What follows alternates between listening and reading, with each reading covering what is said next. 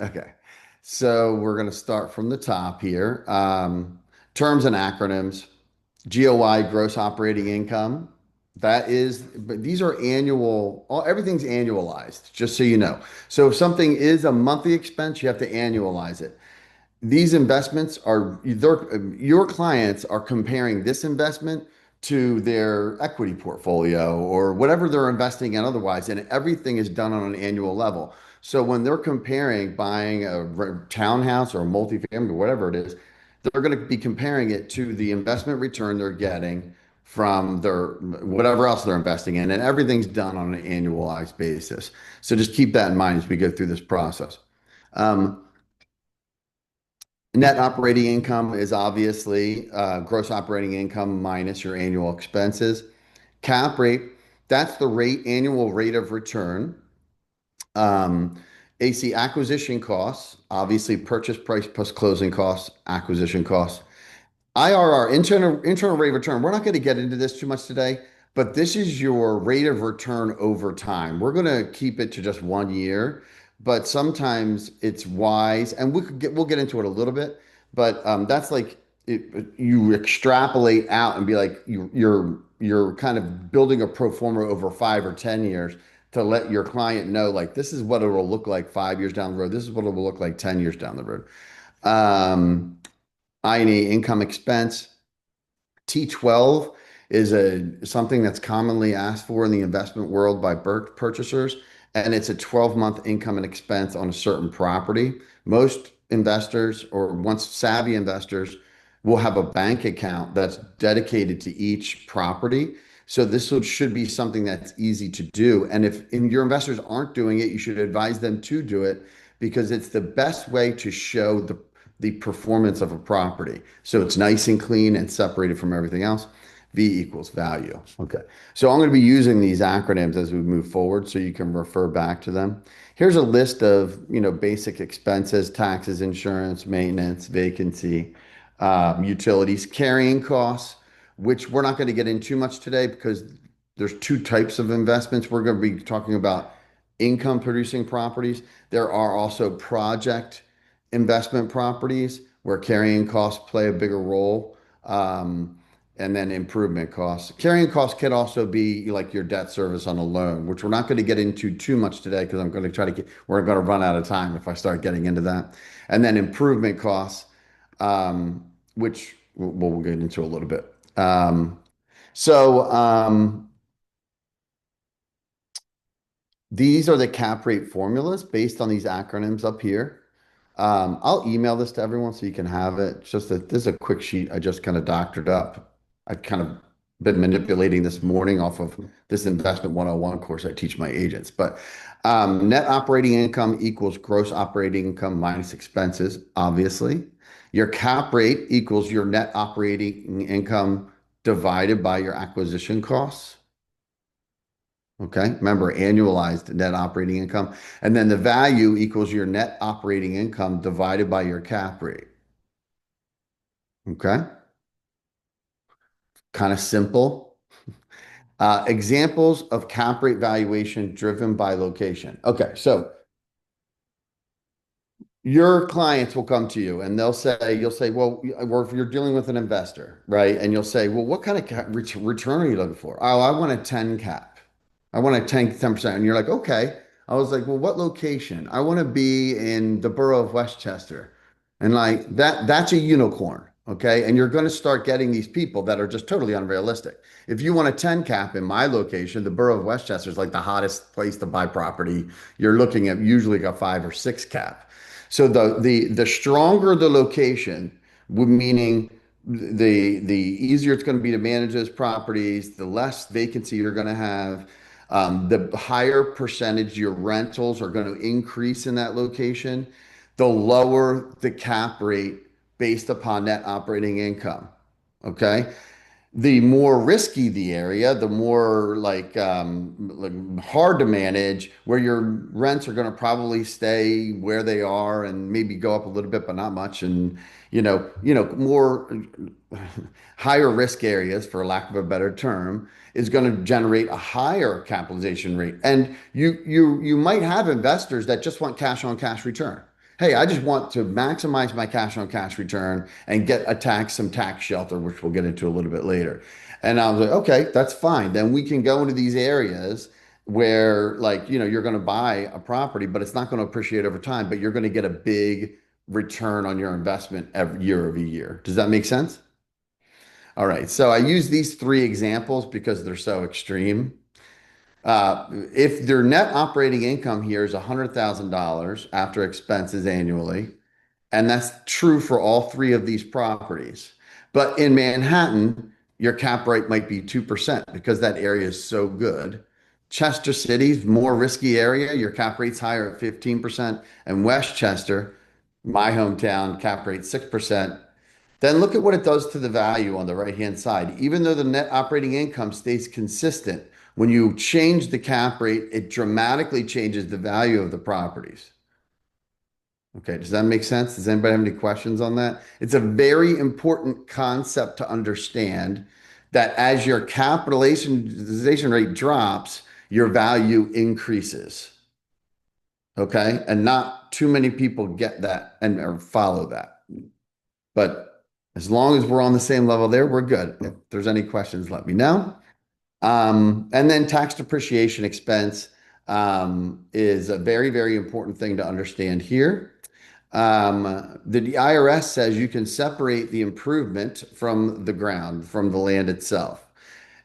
Typically, around 80% of the value of a property is depreciable. Okay. So if your total property is 500,000, the improvement should be somewhere around 400,000. The IRS says you could divide that by 27 and a half years and take that deduction every year, 14,500. Okay. I don't know why I put times 10 in there. Let's get rid of that. So if your deduction is 14,500, that's a savings of, in my tax, I would say like 35% or something like that, depending on what bracket you're in. But that's real savings that you can incorporate into when you're evaluating a property because you might end up at like a 5 cap on a property, but then you'll say, but once you incorporate the tax depreciation expense, that can actually increase that capitalization rate, which we'll get into a little bit later in our example. Okay. Does anybody have any questions regarding tax depreciation expense? Again, this is not an expense that you're actually taking out of pocket during a given year. It's just an IRS rule that says this, and it's meant to design the IRS and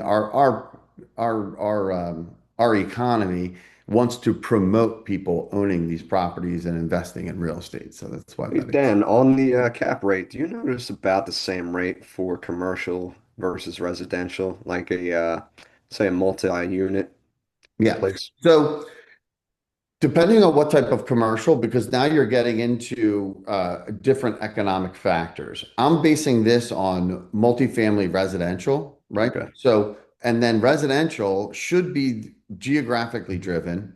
Whereas if you have commercial, like warehouse space or retail or office space, that can be driven by other factors. Like right now, office space is recovering a little bit and has been recovering, but it was already limping along and when COVID hit.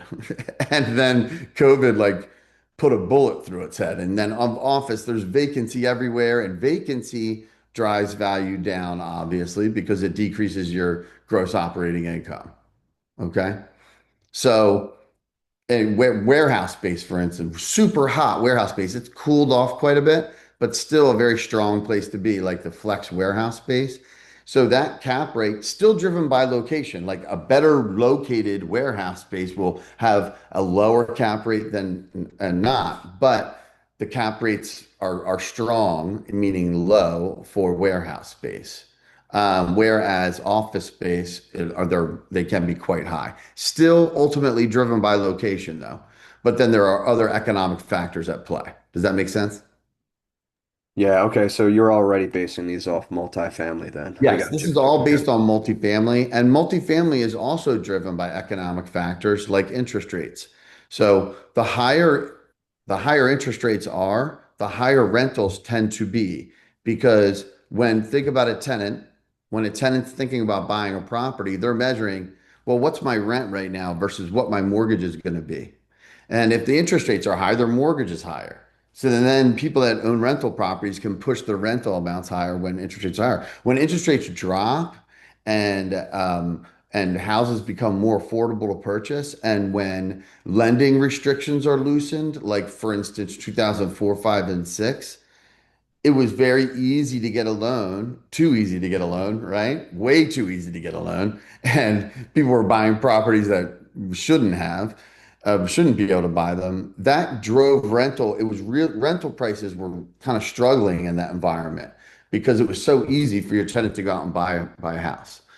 Once the Great Recession happened and lending tightened up, over the course of the ensuing years, rentals started to go up in value. So a lot of my investors that I helped purchase properties in 2009, 10, 11, and 12 ended up doing very, very well in 13, 14, 15, and 16 because rentals kept going up as well. Then the whole real estate market started to turn around and they ended up, really doing amazing with their properties. But so you can see that there's different economic factors at play when you're dealing with investment properties. And right now, for instance, interest rates are really high. So it's driving cap rates up in areas where they've been historically low. Like my investors will be like, well, I need an 8 cap to float the debt service because my interest rates are so high right now. And I got to say, a lot of my investors are on the sidelines right now. I am starting to tap them on the shoulder and say, it's time to make a move because once these interest rates do drop, and everybody's thinking that's going to be aggressively happening next year when the current administration puts in the new Fed chief. I think that's scheduled for like the spring or summer. There's going to be a new Fed chief in, and everybody's predicting that it's going to be someone that's going to do what the executive branch dictates to them. And this executive branch is in need of good economic data. And because of that, they're going to put someone in that's going to drive interest rates down, is what people are predicting. Not me, that's just the general consensus. So there are going to be some investors that wait. I think there's going to be more savvy investors that probably act sooner than that to get in before the floodgates open up. Because once those interest rates start to drop, that's going to start driving investment properties values north. Does that make sense? But on the flip side of that, we had a client recently reach out and express interest in selling a 10-unit investment property they had. And my advice to them was, if you can wait, wait, unless there's something happening. Sometimes there's something happening. There's an opportunity or something's happening in their lives where they need to, dispose of a property, and that's fine. But my advice to them was hold off because if you can wait, work on your net operating income, start trying to chop out expenses and get this property more optimal over the next year, and you can wait into the spring and summer when these interest rates do drop, your value is going to push further north, and we're going to get into that in a second. But timing of these sales and purchases is becomes very, very critical. And they say don't time the marketplace, but I would say for investment properties, that's when you can give your level of expertise to your clients, telling them to wait when they should wait, but then telling them to buy when they should buy. They'll listen to you when you say it's time to buy, they're going to listen to you if you told them to wait because it's not in your best interest for them to wait, right? We make money off of commissions last time I checked, right? So, but if you're advising your client, hey, listen, it's in your best interest to wait, then when it is time to buy, they'll buy. Much like when I'm showing house to a buyer that of residential, I say more than like most likely thing is going to happen is me talking you out of buying a house. I'm never going to talk you into buying a house. I'm going to warn you about the red flags that I see and what potential. And then when I'm like, hey, there's no red flags here, they're listening to me and they're putting an offer in. Does that make sense? Same thing's true on the investment side. The more candid and straightforward you are with your clients, the more they're going to value your expertise. And when it's time to pull the trigger, they're going to do it. Um, so this is just an example of evaluating income producing property. So when you're dealing in the investment world, especially if you're dealing with more savvy investors that are experienced, um, and even when you're dealing with your clients, normal clients, time is important to everyone. And the more time you can shave off evaluating a property without digging into it, without tying it up under agreement and getting it like, or without even putting an offer together. If you can do like what I call R&D, and I know everybody thinks that's research and development, that means rough and dirty, right? What's the rough and dirty on this? Like where are we at? Like macro view to see if we should take the next step and do our research and drill down on this or put a letter of intent in or put an offer in. So this is a rough and dirty evaluating income. First blush, we call this sometimes. So AC acquisition costs, right? Purchase price plus closing costs. Sorry. Then this is an example of a gross operating income of 48,000. One of my mentors in my early in my career said, "Hey, just knock 30% off the top of that as a rough and dirty. Just knock 30% off and see if it works. If it works, knocking 30% off, then we'll drill down and spend some time on it." So estimated expense 30%, knock 14,004 off your annual operating income. Then you get into an estimated NOI. Now your estimated value depending on location. And by the way, location and condition, right? Because if a property is in just a mess, that could be what's called a value add opportunity. Then your cap rate should be higher based upon the purchase price. If the property is pristine and brand new, that will drive that cap rate down. Does that make sense? Okay. So I'm assuming that these properties are in good condition. And then depending on the location, it could be a five cap, seven cap, or nine cap, all based upon the 33,600 estimated net operating income. So if the asking price, purchase price, the asking price is 500,000, and we're in an area that drives a five cap, that's a good deal, right?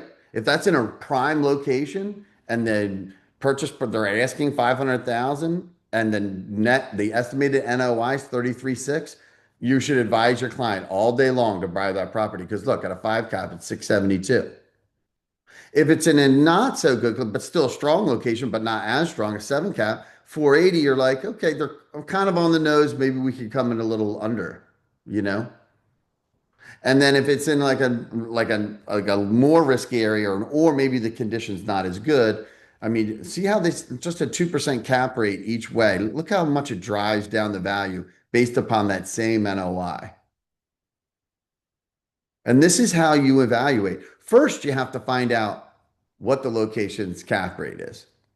And you do that by going into your multiple listing system, going into your multifamily, look at what has sold at a given area over the last 12 months. Find out, generally speaking, what the gross operating incomes were. Use this rough and dirty approach because you're not going to be able to get all the details. At best, you're going to get what the gross operating income is.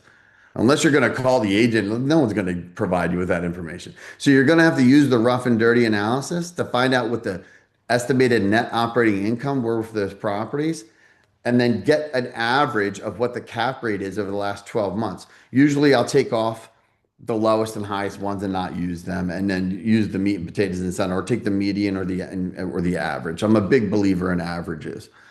So then I would probably go in this situation, I'd go school district to school district from a residential perspective. Because if you go blending school districts together can be challenging in this type of comparison. And we know why, because you know school districts drive value, right? So we need to understand that these cap rates are driven by location, and the best way to do that is to use school districts as your my approach. Use school districts, find multifamilies that had sold over the last 12 months, find the estimated net operating income, find that average of estimated net operating income, divide it by the average purchase price in that area, right? Plus acquisition, so acquisition costs, and get to that average cap rate. You can also do it by analyzing the estimated cap rate for each property and then averaging the cap rates.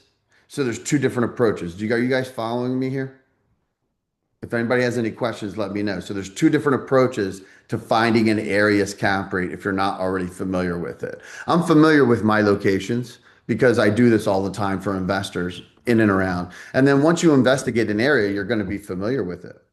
And then a lot of times your clients will be like, well, is this an area that's improving or is this an area that's flatline or what's the situation?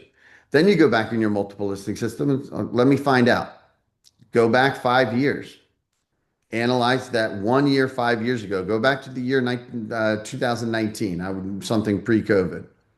Analyze in that year, what did that estimated cap rate look like in that year based upon what you can see. Now, what you're also going to have to do in that same vein is figure out what the interest rates were for financing back then too, because that's going to be a driving factor. So there's a lot of factors there, but you can at least get a rental increase analysis by doing that. You can go back and instead of pulling up investment properties, go back 5 years in a given location and look up closed rentals in that location. Get an average of rentals in a different school district 5 years ago, and then compare it with this past year and get a percentage of increase in rentals year over year. And that will give you an idea of a location going north or south or flatlining. Does that make sense?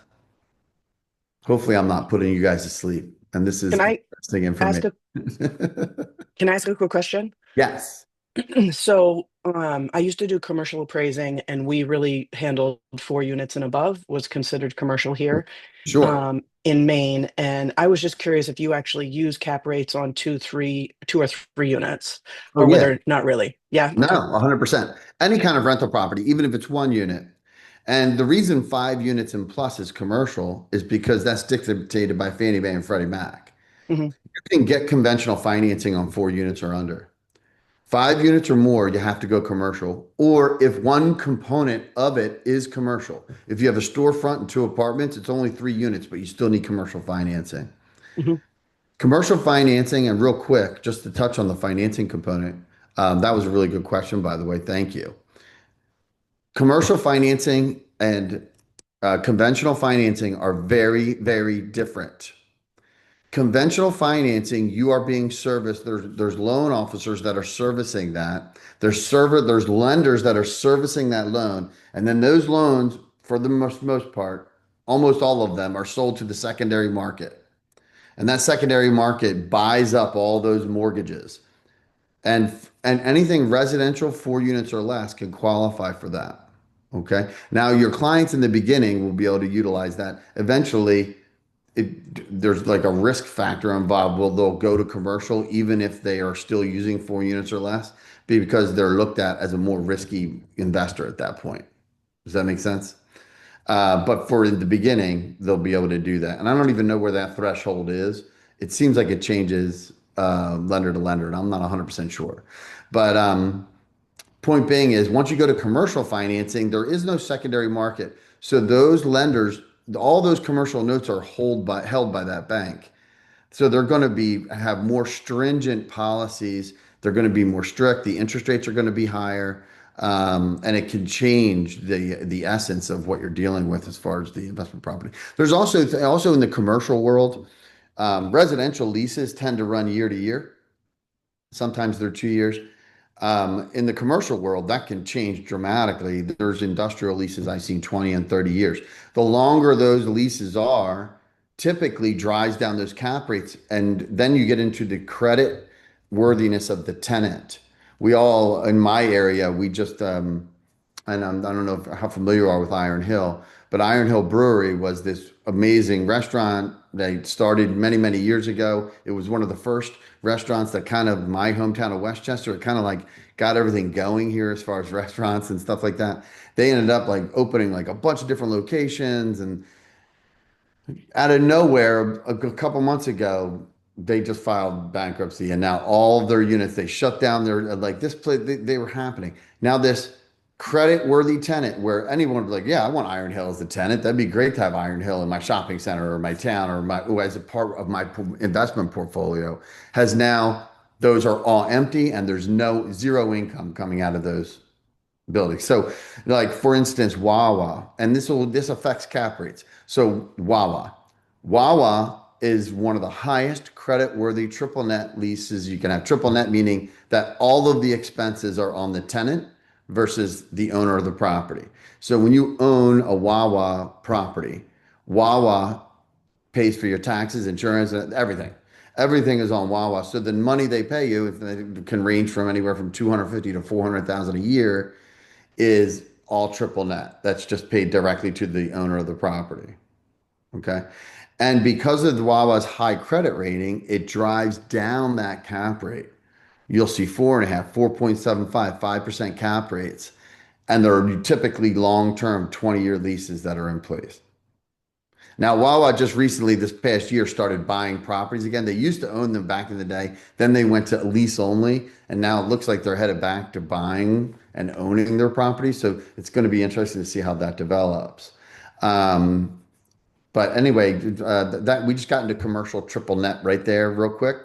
Triple net didn't hardly ever applies to the residential world unless you're doing like a master lease or something, which would be a very rare thing.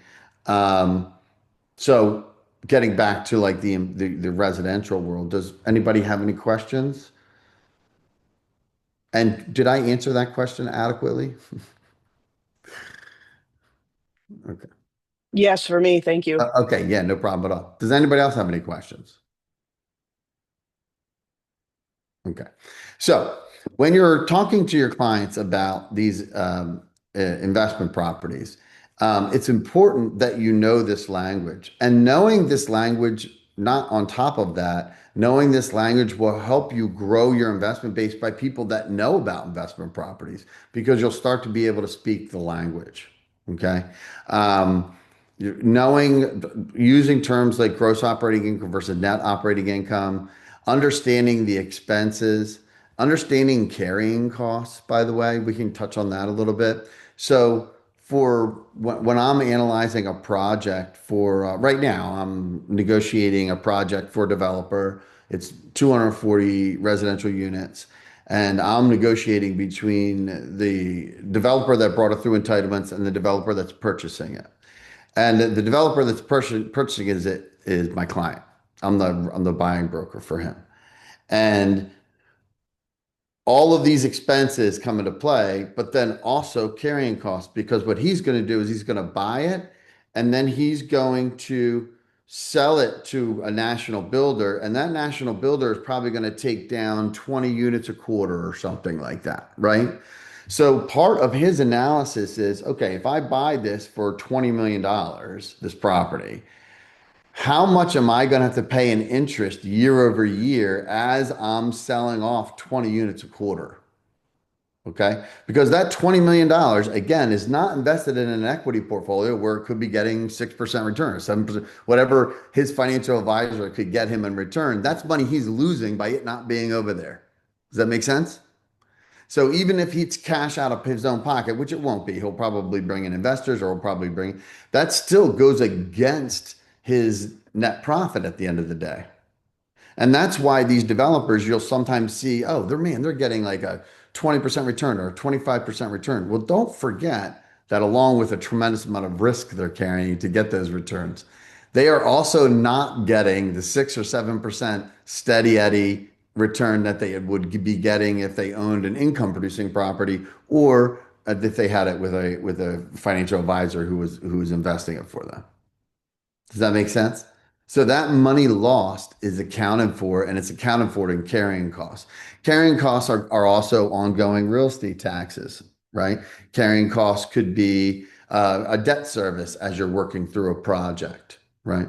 So there's different ways, and it gets kind of complicated, and we're going to take a look at a pro forma here in a second.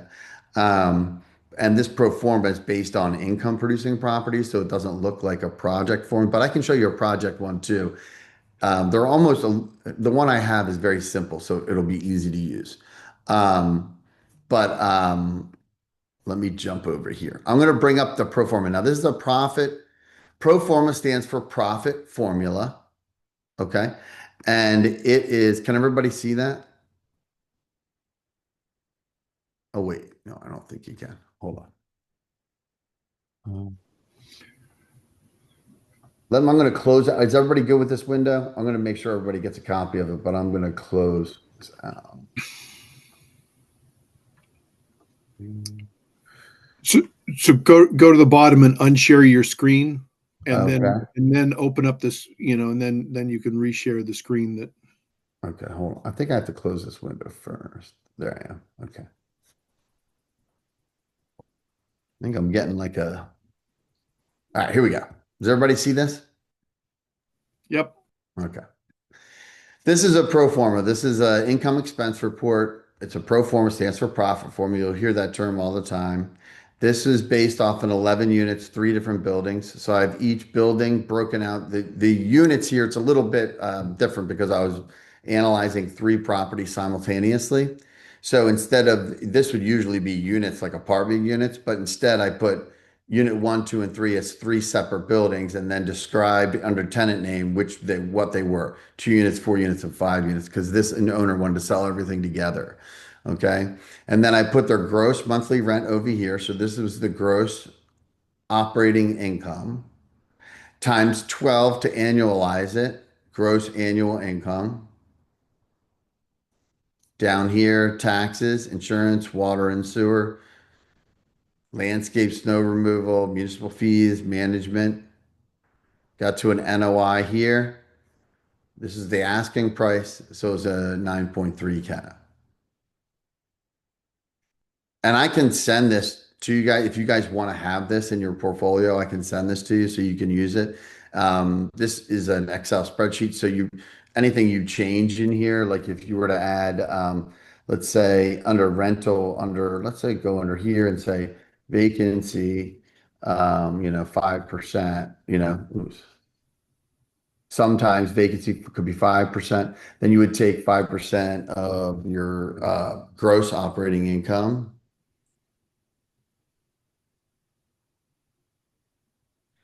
8515. By the way, lenders will do that. So that changes. So see how it changed the cap rate to an 8.7 once I added in vacancy?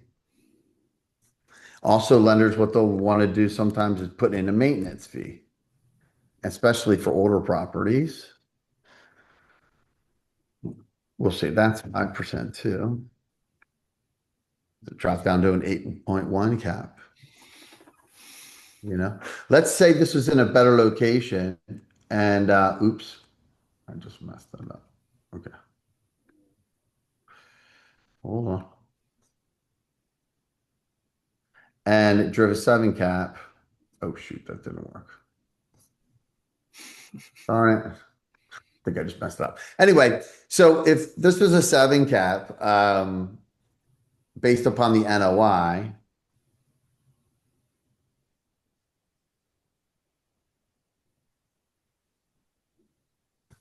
the sale price, or the value, I should say, would be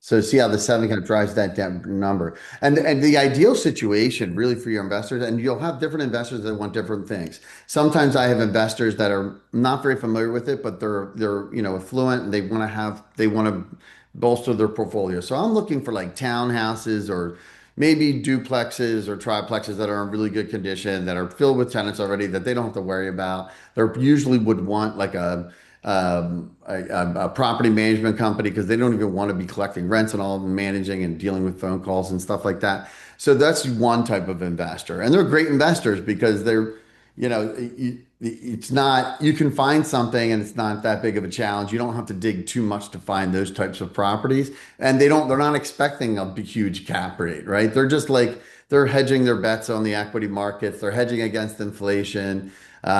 those types of things. Um, but then you'll have other investors which will bring up this term value add. And value add means that they're looking for opportunities for properties that are in bad shape, that are underserved. Like let's say you have a 4 unit where the furnace is an old oil furnace and the landlord pays for the heat for all 4 units. Okay. Well, a really awesome way to value add that because when you have a shared utility, the landlord has to pay for it in Pennsylvania. So that expense would be on the landlord, the owner side of the ledger, that heating expense. That could be, you know, who knows, $10 or $12,000 a year that they're paying for heat, or whatever the case may be for 4 units in an older building. A savvy investor could say, you know what? I'm going to separate out and make that oil furnace only heat the first floor. And then I'm going to separate the other 3 units into electric baseboard heat because it's already separated on separate electric meters because the electric's already separated. So all of a sudden, without a huge investment, maybe $5,000 a unit, $15,000 to separate out those 3 units, you're keeping the first unit on the oil furnace. Now you've separated out those utilities. Now that those utilities can be on the tenants, and you've taken $12,000 in expense and moved it off the expense ledger, and you've dramatically increased the net operating income of that property. If we go back to the example I used before, hold on, do you guys understand this? This is pretty self-explanatory, right? And I'll make sure everybody gets a copy of it. But if you go back to the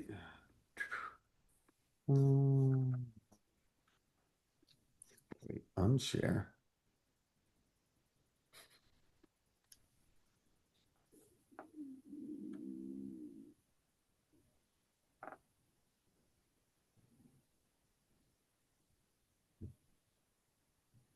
Where is it?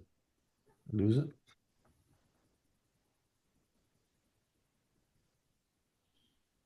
All right. Now I'm getting frustrated. All right. So the screen I had before, where was that? Hold on. I'm going to drive myself nuts. Shoot. Did I delete that by accident? Oh no. Oh wait, you know what? This is a good one. All right, I'm going to share a project.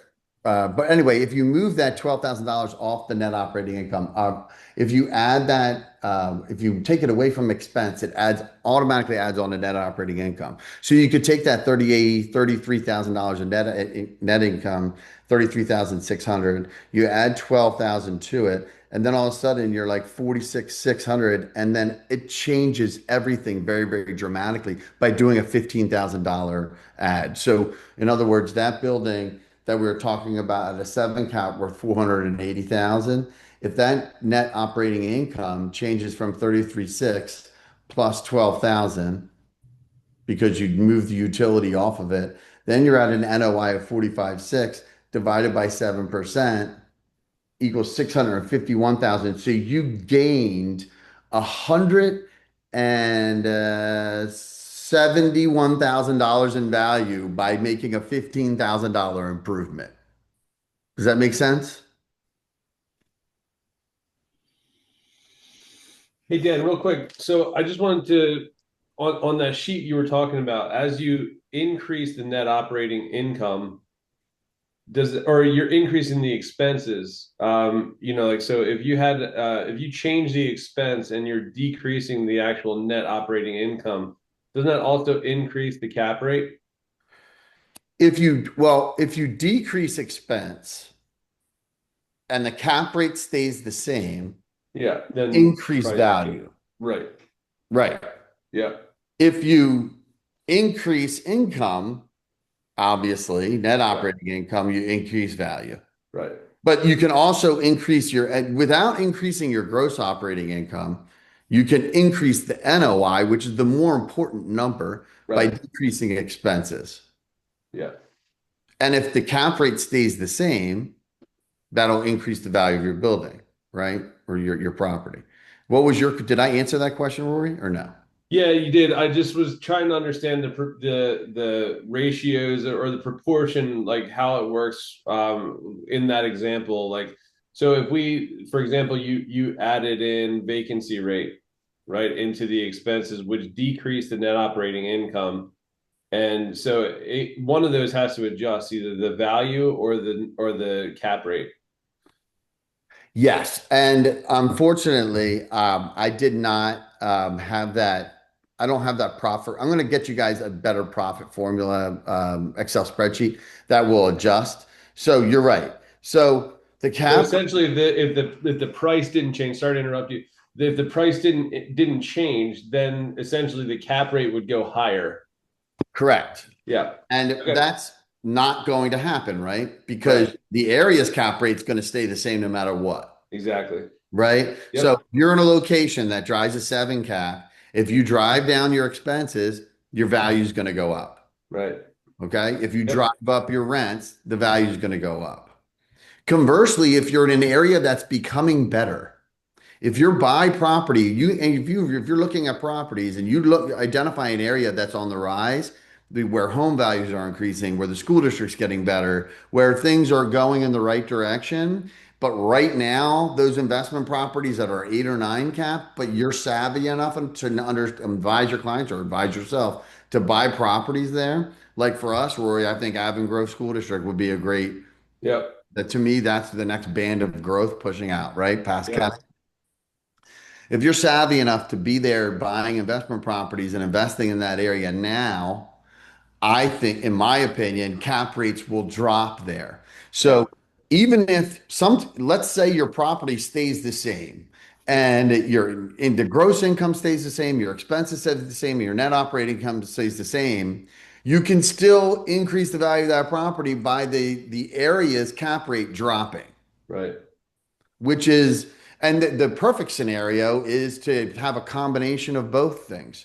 If you have a property where the NOI is $20,000 a year, okay, and the current cap rate is a 9 cap divided by 9%, your value is around 222,000, right? Mhm.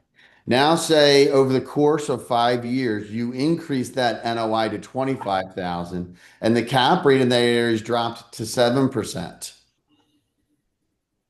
Two very likely things that could happen. In 5 years, that property went from 222 to worth around 220 to worth around $360,000. Yep. And sometimes it can happen much faster than that, especially with the net operating income, right? Because if you can analyzing a property, my example, like, yeah, and I think you just did this in Kennett, didn't you, with that 4 unit? Yeah, we did. Yeah, I mean, Rory, talk about that example because that was a great example of what you did there. And that was the other point that I was going to make too, is if you know what the cap rates are and you improve the condition to increase the overall rent that you're getting. So yeah, we bought a 4 unit complex and then we added another level to it and made it a 6 unit. So but calculated that off of like the current rental rate that we were getting at the time was low and it was kind of suppressed because of the condition, but we essentially kept it for a year at that rate while we got all the permits and improvements or approvals to do what we were wanting to do. And then we just had to calculate the carrying cost of all that and then made the improvements, made the investment, improved the overall space, like basically rebuild it and then filled it with tenants at the current market rate, which more than doubled what the rate was that we were getting previously. So we went from like $1,100 a unit to $2,400 a unit. And then, we had to reevaluate. We ultimately made the decision to sell it, which we just did a few weeks ago. But overall, it was worthwhile. Yeah. So, and then like from a macro perspective, purchased for X, invested for Y, and then sold for Z. Yeah, right. Like, what was your ROI on that? Did you analyze that yet? I have it somewhere, and Sherry can speak to that too. Sure. It was definite net positive, but as far as return on overall investment, I would say probably somewhere in the range of, I'm guessing here, Sherry, probably like, what would you say, like 18 to 22%, somewhere in that range? 18 to 22%, which is And maybe somewhere. challenging to beat in any other platform. Yeah. Yeah. Yeah. And then this is you can apply the cap rate and annualizing in a lot of different directions. I had an investor that got into property flipping. He flipped this townhouse. He made 30,000 without doing. He outsourced everything. But he was like, Dan, this isn't worth my time. I invested 350,000. I only made 30,000. And I said, Don, how much time did that take you? He said, I don't know, like 4 months, soup to nuts. So I said, okay, so you made 30,000 passively on $340,000 investment. Okay, In let's four do months. that math first. Right. Right? Divided by 340. So you made an 8.8% return, which isn't horrible, but you did it in 4 months. So now you have to multiply that by three to annualize it. So you made a 26.5% investment. Like you made a 26.5% return on your money.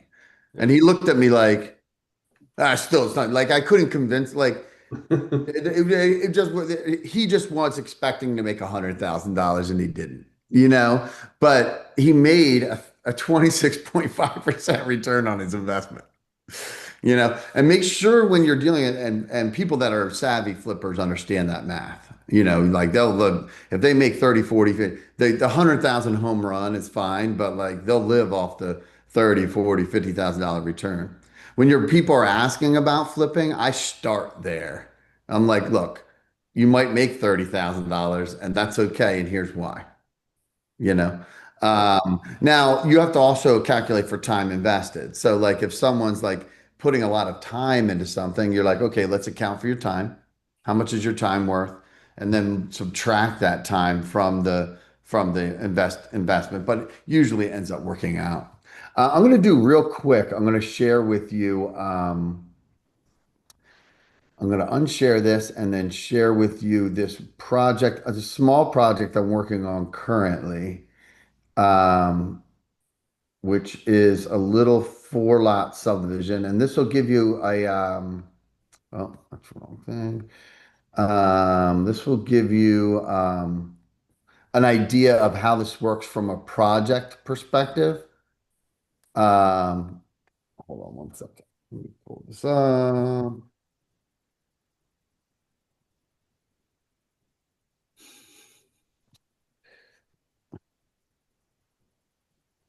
Because this gets a little bit different when you're dealing with and I'll show you how as a broker and or an agent you can do really well with these things. Um, okay. All right. All right. I have it now. Let's do this. Okay. Does everybody see that? Okay. Yes. So this is a 4 lot subdivision. It's a high-end custom build 4 lot subdivision. So I start with the purchase price, closing costs. So I have a total acquisition cost at the top. Okay. Approval costs and timeline, legal. These are estimates. 18 to 24 months until preliminary approval. Total approval costs. So then you have a total developer cost here. See that? Okay. Gross revenue from builder. That means how much will the builder make on the out sales? We're estimating $2 million a house on average, which is backed up by obviously information, good sales, comparable sales. Improvement costs, which is the big question mark. I would equate improvement costs with expenses. Those we really got to drill in on that, improvement costs. Like how much is the building going to cost to renovate? Like Rory just went through that. I'm sure there was things that surprised them as they were going through all that, so you get you to your gross revenue net improvement cost, 7.2 million. Now I know, for instance, that builders will pay 33% plus for ground that's approved and improved, just approved, not improved, just approved. I'm sorry, they'll pay 33% of approved improved ground. Okay. So you got to say develop gross profit is the 2,376, but then you have to back out. Now there was a rental property here I worked in here. But then you have to back out the improvement costs, which I do somewhere here. Net revenue. Where did it? Oh, total developer costs. Because see, I built the 200,000, the 800,000. Oh, I already backed that out. So I backed out the improvement costs here off out of the gross revenue. Do you see that? So this is right. That's net improvement costs, 33% of net revenue, gross profit to my developer. So this is what's great about land development. This is what I love about it. On top of the broker fee, and I don't have investors don't flinch at this. I'm also asking for a 20% net EBITDA advisory fee. So the gross revenue to me, helping an investor go through this 4 lot subdivision, is, around 350K. And I'm going to be working on this for 2 to 3 years before this gets paid out. But it's not like I'm working on it 8 hours a day, 7 days a week. I'm like maybe 1 or 2 days a month. I'm going in, making sure everything, the wheel's turning the right way, making sure all the processes are happening. My investor is paying all the expenses, the taxes, the insurance, the cost, the soft costs for legal and civil engineering, which are up here. The investor's paying for all that as we go through the process. They're taking the risk. To me, it's a time risk. If things go sideways, okay, I don't make any money, but I've already vetted this thing out. We call it by right of the current zoning, And then look at this net profit, even after they pay me. So, and then I annualize it for them. So for a 2 year, it's a 35.6% per year. For 3 years, it's 23.9%. I mean, investors don't flinch at this. Gives them margin. If things don't go the right way, maybe I make 15%. If things go even better, maybe I make 30, I'm going to be driven to make them as much money as possible because of the net EBITDA percentage that I build into the contract. Does anybody have any questions here? And now do this on a scale of 100 units or 150 units or 200 units.